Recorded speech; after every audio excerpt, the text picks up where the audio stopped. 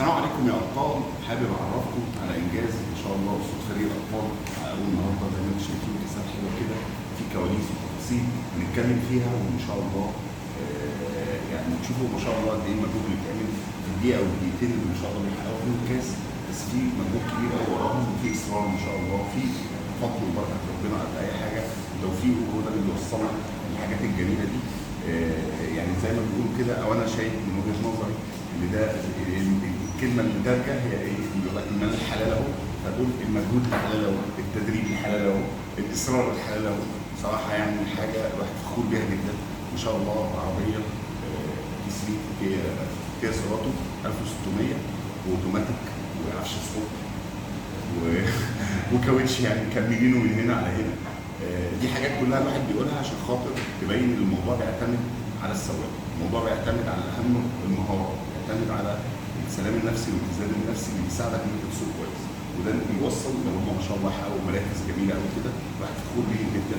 ما شاء الله 2 من الفريق بس شاركوا، الاثنين رجعوا كاسات، مركز ثاني وثالث في فئه صعبه جدا، فئه ما شاء الله فيها ابطال متسابقين محترفين وعرباتهم جاهزه وامكانيات ما شاء الله جميله قوي، وسواقه حلوه منهم.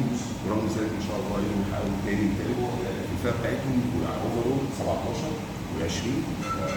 ده واو جدا يعني ما شاء الله. عايزين نعرف بقى الكواليس الجميله طبعا.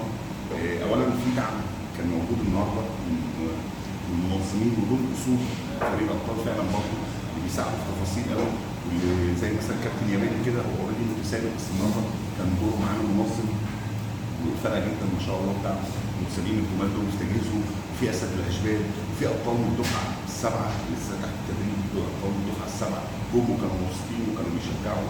ففي جنود مجهوله بصراحه بيساعدوا، او ابطال مجهوله بيساعدوا في كل ده. عايزين نسمع بقى الكواليس منهم، من الناس اللي شاركت. نبتدي بشكر. نبدا بمصطفى. ليه فرحتنا النهارده؟ ليه؟ نبدا بفرحتنا. نبدا بفرحتنا، ماشي. مصطفى ما شاء الله النهارده اول كاس، ودي بيبقى فرحه غير اي فرحه خاصه، لان بيبقى ما شاء الله في مجهود بيتعمل بقاله فتره، بس هو ربنا بيبقى كاتب للواحد حاجه معينه بترتيب معين بتفاصيل معينه، عشان ربنا يعني ايه يتسلك بالفوز ده او بالنجاح ده، او يعني في الاخر يترجم ده. ممكن تشارك وما تتوفقش، تشارك وما تكسبش، تشارك والدنيا معاك بتبقى مخبطه، وتقعد خامس في رابع في خامس، واقول ان شاء الله جايه انت كده حاطط نفسك زي الجوكر مكان برضه خامس ورابع نفس الكلام، لغايه ما شاء الله بطل على الهجوم او بطل في الفئه بتاعته. وهو ما شاء الله السباق ده مصطفى على مركز ثاني. قول لنا بقى شعورك دلوقتي واللي قبل كده، ايه اللي حصل معاك؟ مين اللي كان معاك؟ مين دعمك؟ مين اللي سوى معاك؟ مش بتكلم كده بشكل شخصي، والله انا عايز اسمع الصوره كمان، عشان مش حاجه اسمعها ليا انا، اتكلم براحتك خالص. اكيد طبعا يا فرحه ما تتوصفش، ده اول كاس بعد تعب ومجهود كتير. انا تقريبا بقى لي سنه مع الفريق او تميت سنه.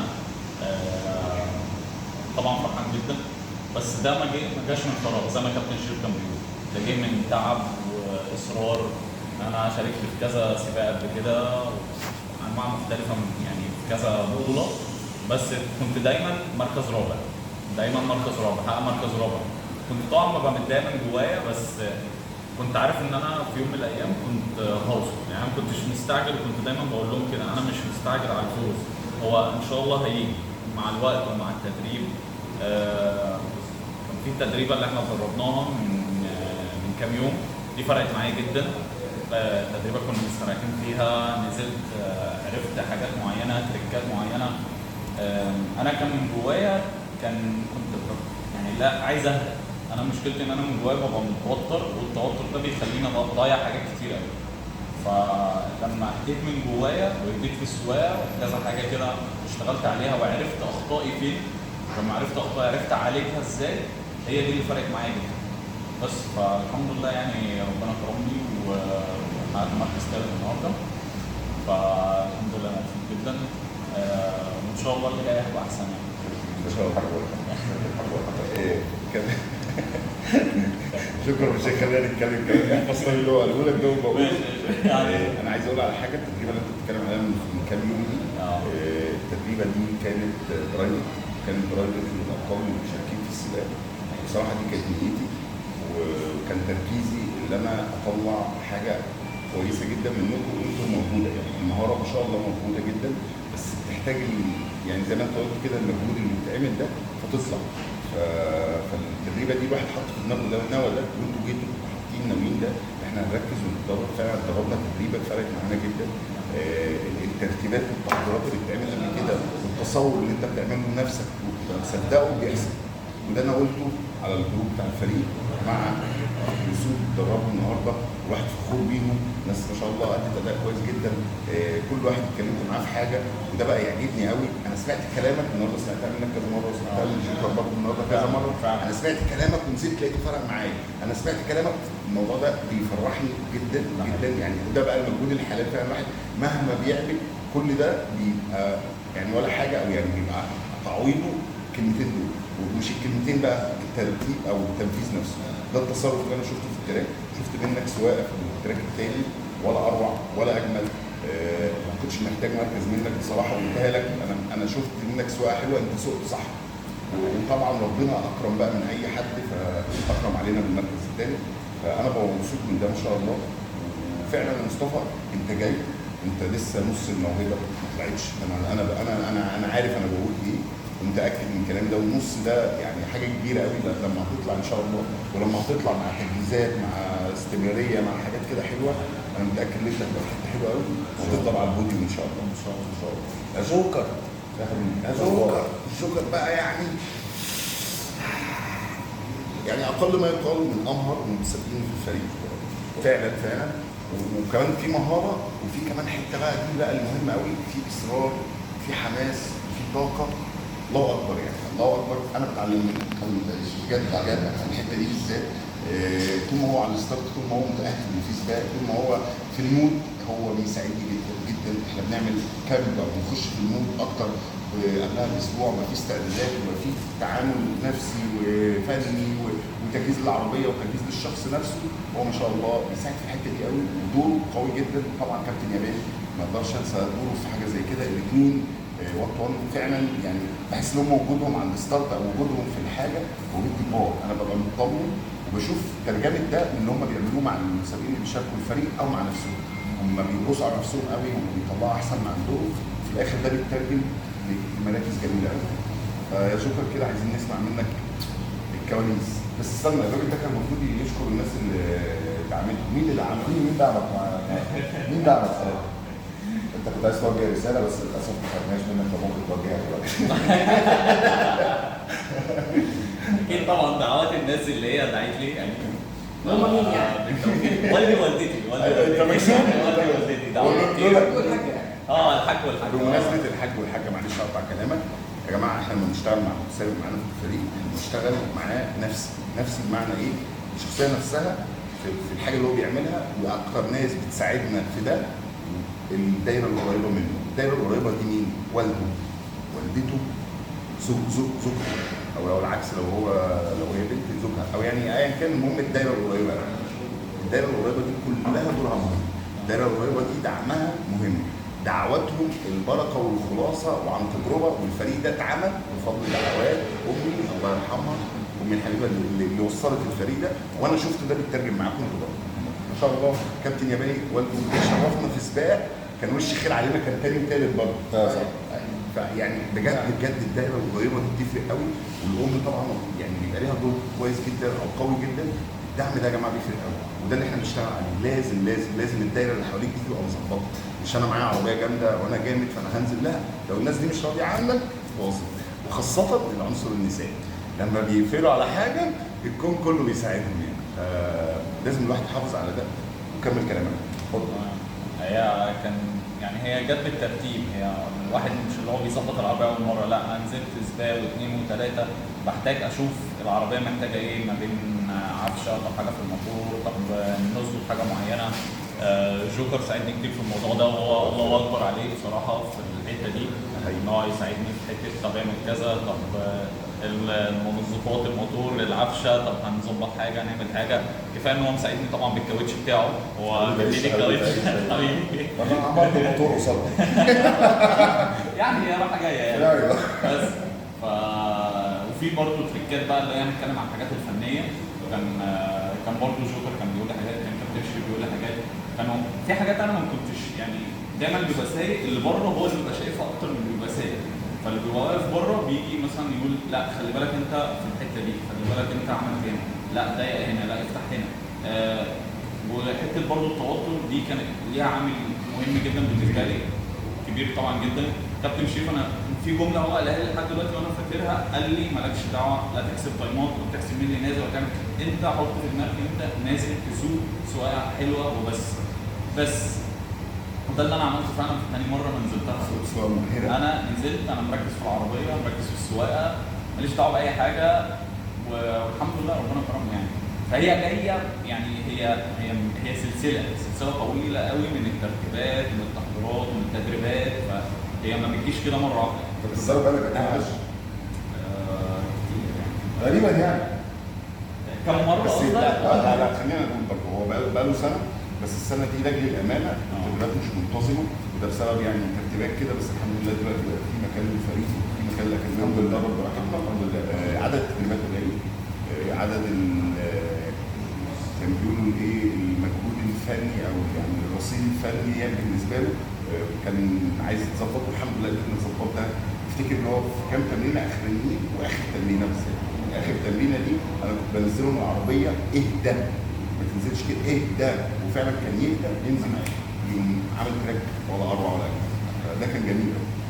جوكر من الحاجات اللي بيساعد فيها برضه في الفنيات معانا في الفريق، وعنده حته من التلازينه حلوه قوي، وبيفضل ورا الحاجه اعمل كذا ونظف كذا ويخلي الهواء يخش كذا ويظبط كذا ونظف كذا. الحاجات التفاصيل دي ممكن اي حد يسمعها كتير او مالهاش لازمه او مش هتفرق يعني هتفوق تفويضه بسيطه بس انا بسواها كده. لا الحاجات دي لما بتتعمل بتشوف اداء كويس. طبعا المره دي ما كانتش معموله كلها بسبب ان انتوا الاثنين ده كان في ظروف مش عارف ايه ده كان في ايه، فانهم يعني ما لحقوش يعملوها، بس كانوا عاملينها قبل كده ودايما بيعملوها في عربياتهم ودي اللي بتفرق قوي. فربنا يبارك لك ويجيبكم في الحكايه دي. قول لنا بقى انت ما كملتش. طب مين الناس اللي مشهوره؟ انت عايزين نقول ايه؟ ما انا قلت خلاص. هو مفيش غير حاجه والله في حياتك. طب والفريق الناس اللي في الجروب وكابتن بشاره وكابتن رباب وكابتن ولاء طبعا دول وعبد الله لا والشروق.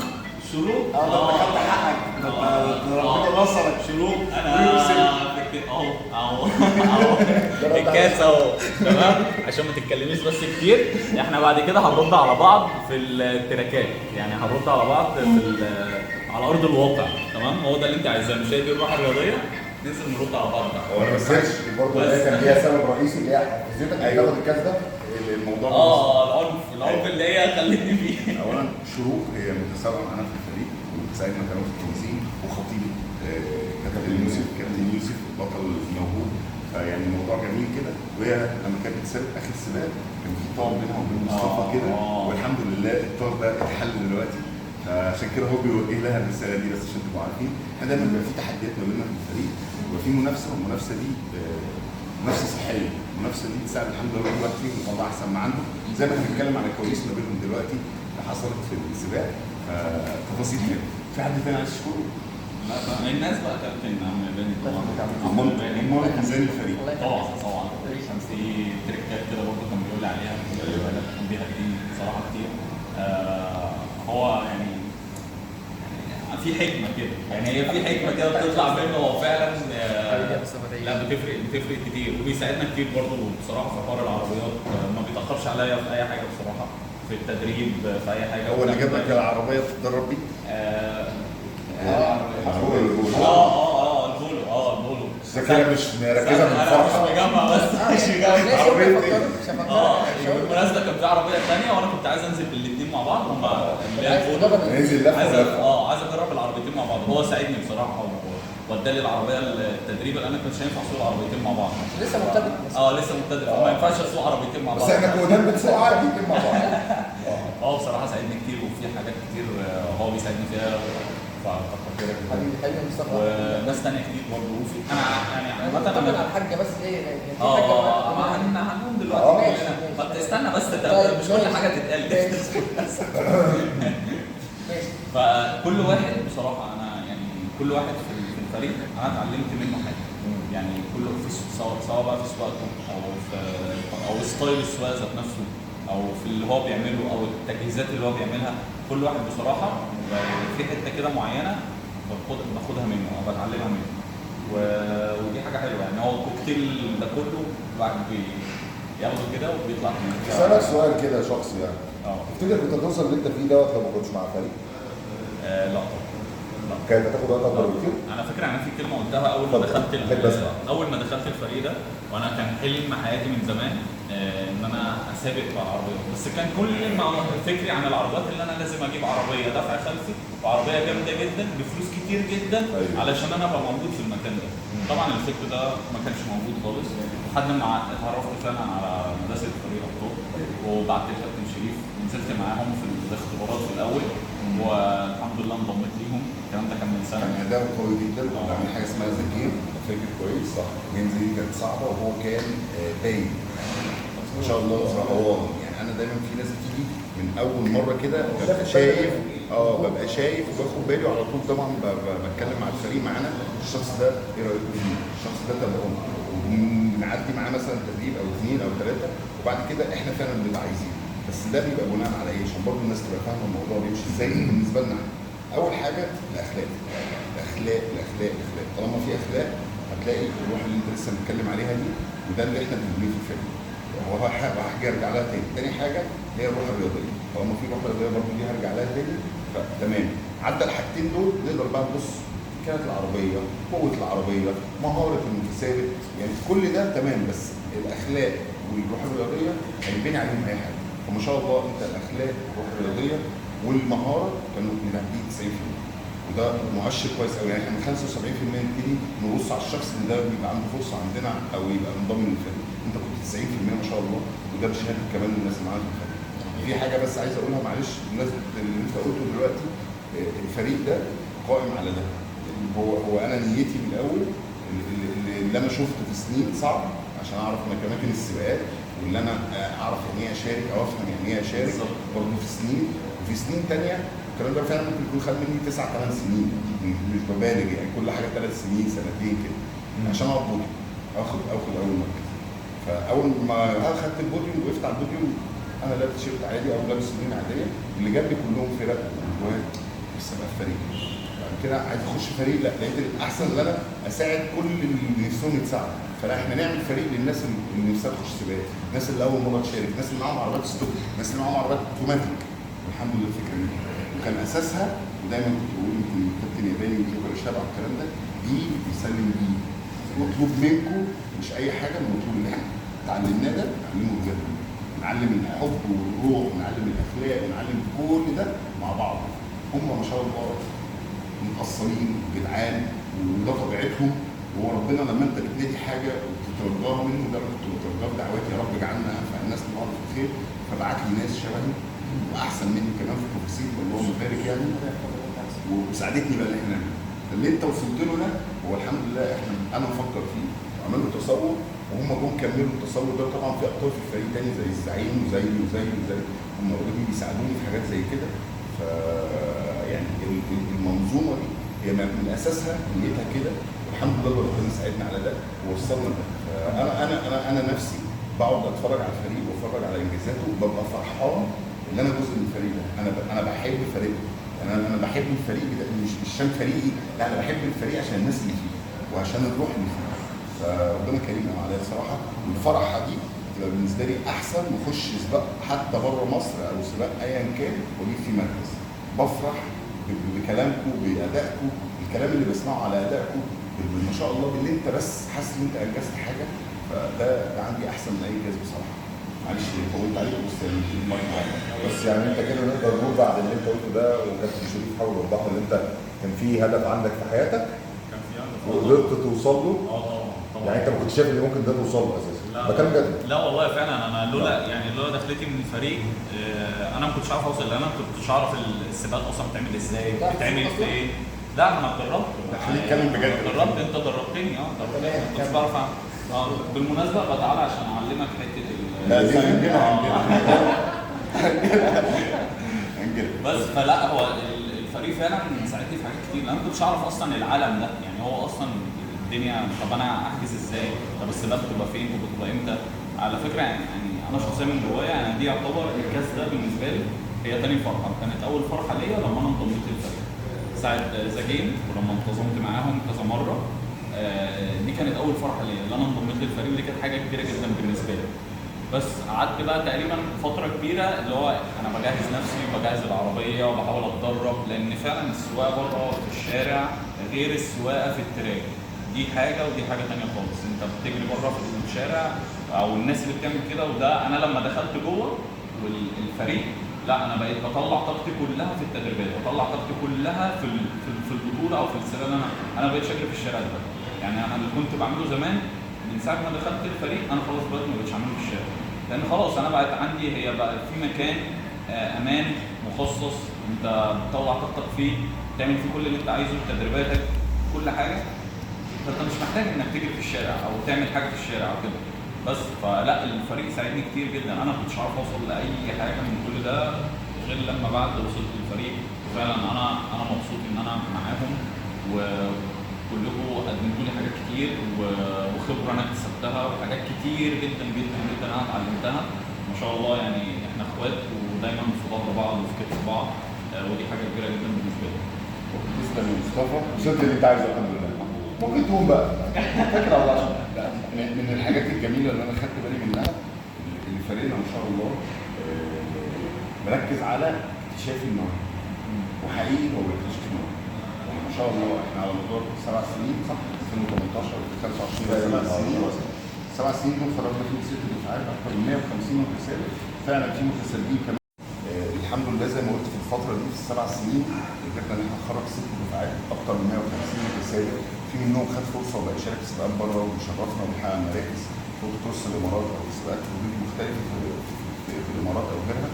وكمان في مصر هنا ما شاء الله في ابطال اتخرجوا من الفريق واوريدي انضموا لفرق محترفين ما شاء الله كلهم شفناهم على البوديوم النهارده، في انضموا لفرق محترمه يعني اوريدي فرق كبيره وتجهيزات كبيره، لكن ما شاء الله عشان عندهم موهبه في فرصه معاهم. والاحلى بقى ابطال الدفعه، كل دفعه ما شاء الله بيتبقى منها حد او دفعه بتجي لنا جديده او المجمل يعني ما شاء الله اللي فعلا بنساعد اكتشاف المواهب، وده بنطبقه وبننفذه عملي، مش كلام بنقوله ولا شعارات بنكبرها ولا. الحمد لله بعربيات ستوك اقصى ما فيها ما تكملش 100 حصان صح؟ عشان بس الكلام يبقى يعني اكتر سنه بس على الارض مش هنطلعها. على الارض هو مش هنطلع الوضع اللي احنا فيه يعني 120 حصان 150 حصان مش كده يعني 150 يعني عشان ما نبقاش يعني من كده، بس هو ده الحقيقي ان العربيه بالباور ده ما شاء الله تقدر تنافس، تقدر تحقق مراكز في وسط عربيات اوريدي الباور بتاعها اعلى، في وسط الميزات اكبر. تايم مصطفى 50 ثانيه اللي عمله ده انا سامع عربيات ما شاء الله اقوى منه كتير وسواقين ما شاء الله مخضرمين ما شاء الله. مصطفى عامل تايم كلهم بيلعبوا في 51 52 53 54. فده اللي انا بتكلم فيه، احنا مدرسه بتشاف المواهب، ولما بيبقى في مواهب زي كده بنركز معاهم وبيجيبوا كساد، فده دليل واضح يعني. بس يلا شوف عندك حاجه؟ لا انا تمام، انا مبسوط اني كسبت النهارده الحمد لله. كنت رايح لحاجه معينه والحمد لله على سنه. طب كان ايه اللي انت كنت عايز تعمله؟ بشكر ربنا. كان ايه هدفك النهارده؟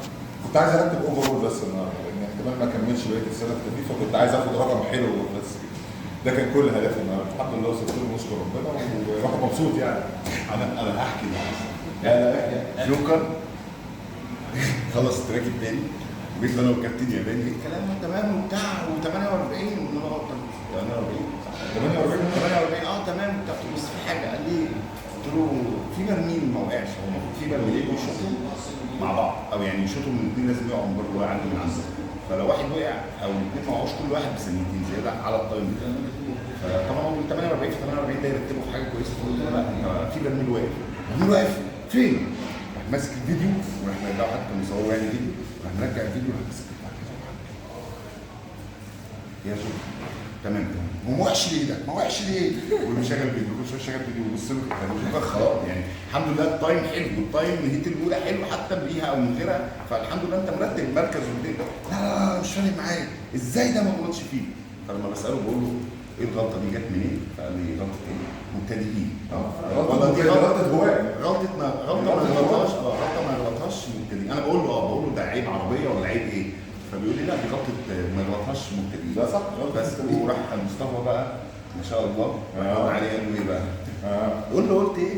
قلت له تعالى بس اعلمك ادربك عليها بس عشان تعرف توقع يا جماعه طبعا مع احترامي الكابتن شريف الكلام اللي قاله، ومع احترامي طبعا مصطفى الكلام اللي قاله أيوة. هو ده كده، او برضه حظ مبتدئين مش اكتر.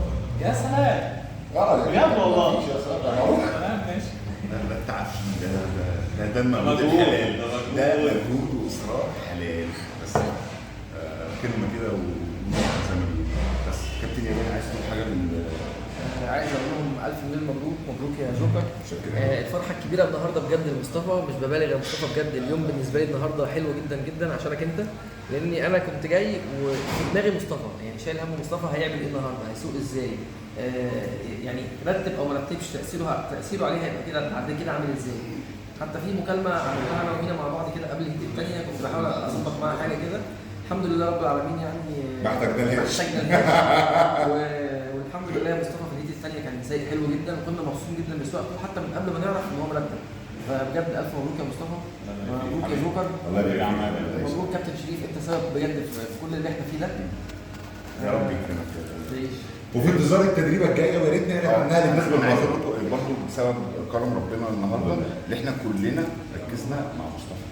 ده حقيقي. كلنا يعني احنا النهارده كان عندنا المفروض نعدي يوم الخميس ده دايما بيبقى عندنا فيه اختبارات اكتشاف المواهب والتدريبات، وليه ده اتاجل خالص عشان نركز مع مصطفى. يعني دي كانت نيتي، والحمد لله ربنا جبر خاطرنا اكتر من اي فرحه. ففعلا اجتهد واعمل اللي عليك. هم نفسهم والله تفاصيل كتير قوي بيجتهدوا فيها. ابسط حاجه في تيشيرت الفيلم، انا سامع مصطفى البس تيشيرت الفيلم، يلا مش عارف سبحان الله طلعوا على البوديوم بتيشيرت الفيلم. هي ممكن تكون تفصيله بسيطه قوي، بس اللي يبقى ده من جواهم كده هو اللي بيدوروا عليه او عايزينه، هو ده الانتماء، وهو ده اللي ربنا بيبارك فيه. يعني ربنا كده دي قاعده الواحد يتعود عليها ويتربى عليها برضه من امه الله يرحمه. انا سالك الشريكين اذا لم يخن، وده ما شاء الله بيحصل. احنا مفيش خيانه، مفيش مكر، مفيش نفسنا، او مفيش بقى اسمها عكس نفسنا بتبقى ايه؟ نفسنا، مفيش مش عارف ايه، مفيش الحاجات اللي هي اللي بتبقى سلبيه او بتنعكس الطاقه السلبيه. بالعكس احنا بننافس بعض وبنشجع بعض ان احنا نطلع احسن ما فينا. يعني مثلا حتى في التدريبات بتلاقي ايه، واحد نزل عمل طيب، الثاني عايز ينزل يحط طيب احسن منه عشان بس ايه، يعني يسخنه اكتر، ويخليه يعني يشتغل على نفسه اكتر وكده. لما بننزل السباقات بنبقى بننافس بعض بس حابين لبعض الخير. ياباني جاب تايم حلو، مينا ما بيبقاش زعلان او مصطفى ما بيبقاش زعلان، بالعكس هو فرحان ان هو زميله عمل تايم كويس. فدي بصراحه حلوه قوي في الفريق كله. كنت مشدود جدا عشان مصطفى بصراحه النهارده بعد الهيت الاولى كانت اعصابي مشدوده بجد، عشان هو قاعد جنبي انا حاسس ان هو متوتر ومشدود مش عارف يعمل ايه في الهيت الثاني. فقعدنا نتكلم معاه ونهدي فيها مصطفى، يعني ان شاء الله الهيت الثاني هتسوق احسن وكده، وفعلا هو عمل ده. هو شاطر ما شاء الله، نزل الهيت الاولى عمل ديسكواليفايد، دي برضه حاجه ما عادي تزعلش جدا عادي جدا عشان خاطر توصل واحد ان هو انت اول هيت عمل ديسكواليفايد وتاني هيت جبت بقى مركز بالظبط. فده امر طبيعي. بس بتغلط هو عشان تتعلم. بالظبط اشتغل عليها، ركز اللي هو هينزل يسوق صح، يسوق كويس، نزل يسوق كويس. فدي النتيجه ما شاء الله. يعني ربنا يكرمك يا مصطفى، كلنا فرحانين بيك قوي، فرحانين بمجهودك. احنا شايفين مجهودك بقالنا فتره، وشايفين ان ربنا هيشاور عليك في الوقت المناسب، والحمد لله ربنا شاور بشكل احلى ما كنا متخيل. في سباق صعب، في تراك ارضه مش الطف حاجه، جديد للناس كلها او لاغلب اللي كانوا مشاركين. والانضباط برضه نفس الكلام، فالتفاصيل كانت مختلفه، وكان في حاجه ظهرت جديد اللي هي موضوع البرميلين ده، ما شاء الله انت عملتها بشكل كويس. في حاجه مصطفى ما كانش اتدرب على البراميل اصلا، اول مره اشوفها، يعني اول مره اشوف حوار البراميل ده اصلا. يعني مصطفى اتفاجئ ان في براميل وهو هيهبطهم ازاي ويوقعهم يعمل بيهم ايه. فعلا ما اتدربش عليها، والحمد لله يعني هو ربنا وفقه ان هو عارف يجيب الاثنين ويجيب تايم حلو يعني. عشان يتاسس صح. الحمد لله دي اساس. درست اصول الابطال دول بيحبوا اللي بيعملوه، وما شاء الله ربنا بيكرمني. بس حاجه ثانيه؟ لا الحمد لله تمام. الحمد لله، شكرا. الاكل نزل ومصطفى بالفرحه دي برضه لازم نعلن يعني ما شاء الله عشان اول كاس، وده بقى قاعده خلاص. انا ده اساسي، ده اول كاس بتحققه في الفريق لازم تعزم التيم اللي كان معاك في اليوم ده عزومه اللي يختاروها. ما عزمتش مين؟ المهم بس نكمل موضوعنا. التيم اللي موجود معاك بيطلبوا من نفسهم فيه. مصطفى ما شاء الله ما قصرش، يعني نفسي نصور لكم المنظر او هنحاول نصوره بس بعد ما نخلص.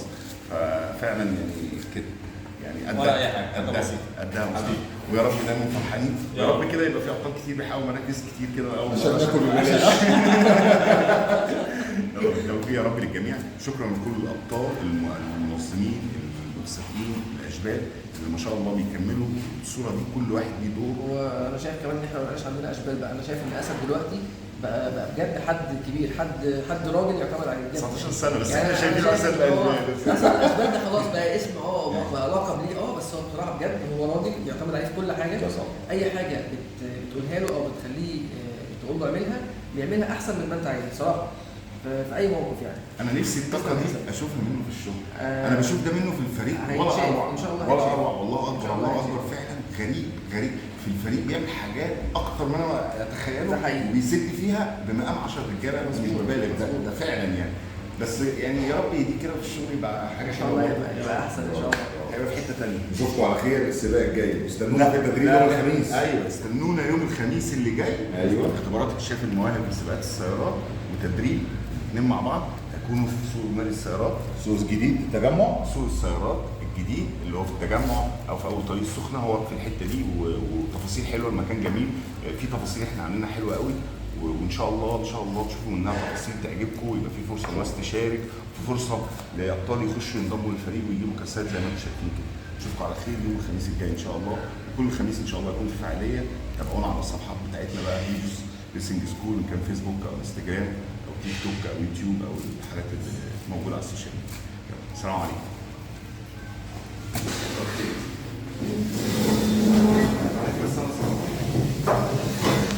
انت لسه